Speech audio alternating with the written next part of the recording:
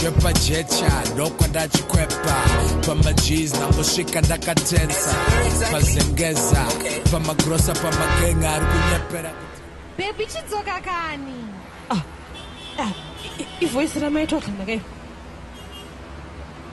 ko baby uri kurasika papi rekanidhile nemaumo mutsawa izvo zvanenge vatonzwa kuti uri muno tisvikewo pano kuna asikana kuna manga masvika nguva futi asikana ndanga nangoti tichigagaga tibetserane kuunganidza mari yacho yechimakawana asikana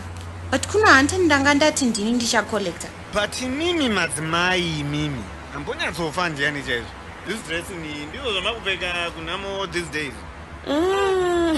nkwasha samazoti hamuna kana yes moms hapana ndinganyepa but kana ndanayo ndoya nayo papi pamusika wepakonapo nkwasha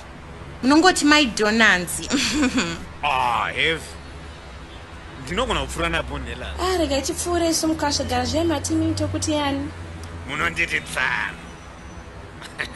kana kuti Michael iri rekuti Michael ndarifarira atichei tichienda asikana takutambisa time but asikana musaite makaro muchidaro hantai mimi manga muchiti muri sorted here ko iyi ndeipi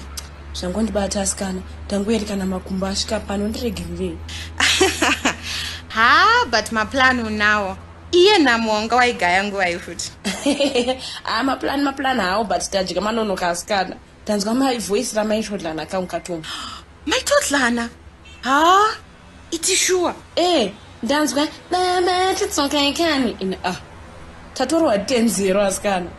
anenge abata.com rese iri nguva iko mukadzi uya ndipo paunoona kuti kubleacha kune mabenefits haiwe yangu achazimu kuti ndasiya poti pastofu ndosvika kanyama kese kepo ndakaperera pagazi nhasi hangu nababa Fafi maiwe uchinyanya